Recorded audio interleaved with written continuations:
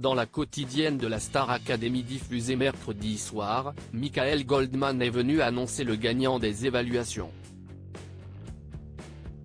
Et il s'agit de Pierre, qui a donc obtenu un avantage sur Elena avant leur demi-finale. Le directeur s'est juste après entretenu avec l'élève pour lui en révéler les contours. Ce samedi, l'avant-dernier prime de la Star Academy est attendu sur TF1.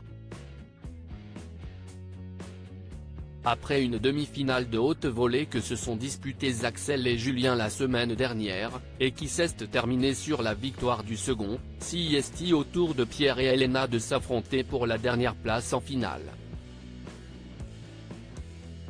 Toute la semaine, les deux élèves très complices qui vont malheureusement forcément être séparés ont donc organisé leur grande soirée et, celle-ci promet déjà d'être mémorable.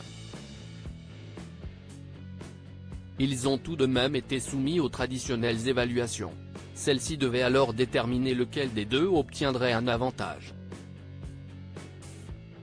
Et CIST finalement Pierre qui a le plus convaincu le corps professoral, composé comme toujours de Malika Benjelloun, Cécile Chaduto, Pierre de Brouwer, Adeline Toniouti et du directeur Michael Goldman. Ce dernier n'a d'ailleurs pas tardé à venir annoncer le verdict aux élèves juste après leur passage. Et contrairement à Axel avant lui, Pierre a pu découvrir quel était ce mystérieux avantage dans la foulée. Pierre redoute un cadeau empoisonné en effet, le jeune homme quelque peu mal en point depuis plusieurs jours s'est entretenu dans le bureau du fils de Jean-Jacques Goldman. Non sans une certaine appréhension. Je n'aime pas ça, je sens que CIST un truc empoisonné comme d'habitude, a-t-il confié. Et d'ajouter, j'ai peur, j'ai très peur. Mais finalement, ce fut une bonne surprise pour Pierre. Sur le prime, tu sais que tu vas avoir pas mal d'épreuves et il y aura notamment des duos avec Elena. Il y a un des duos que tu vas choisir toi parmi une liste, a expliqué le directeur, conseillant à Pierre de choisir le titre qui le mettrait le plus en valeur.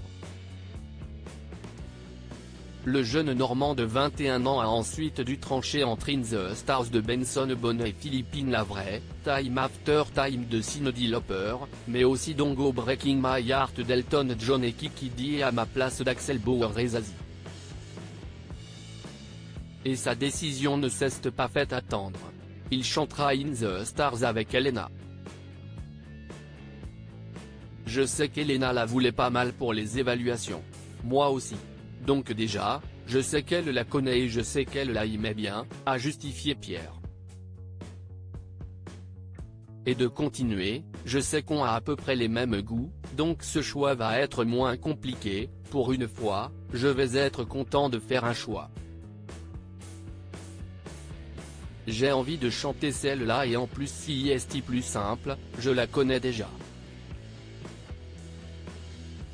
Un nouveau duo très attendu.